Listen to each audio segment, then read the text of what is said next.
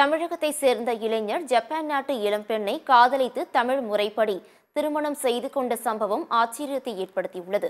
தூத்துக்குடி மாவட்டம் சாத்தான்குளம் பகுதியைச் சேர்ந்தவர்கள் கங்காதரன் ராஜகணி தம்பதி. இவர்களுடைய மகன் ராஜேஷ் பொறியியல் பட்டம் பெற்று ஜப்பானில் தனியார் நிறுவனத்தில் கடந்த 4 ஆண்டுகளாக பணிபுரிந்து வருகிறார். இவரும் அதே நிறுவனத்தில் பணிபுரிந்து வந்த ஜப்பான் நாட்டை சேர்ந்த மியூகி என்ற பெண்ணும் கடந்த ஓராண்டாக காதலித்து வந்துள்ளனர். பின்னர் இரு வீட்டார் சம்மதத்துடன் கடந்த 8 மாதங்களுக்கு முன் சென்னையில் நிச்சயதார்த்தம் நடந்தது. இந்நிலையில் இவர்களது திருமணம் தமிழ் கலாச்சார முறைப்படி திருவள்ளூர் மாவட்டம் திருமழிசையில் திருமணம் நடந்தது. இந்த திருமணத்தில் தூத்துக்குடி மற்றும் ஜப்பான் நாட்டை சேர்ந்தவர்கள் உட்பட உறவினர்கள் பலர் கலந்து கொண்டு மணமக்களை வாழ்த்தினர்.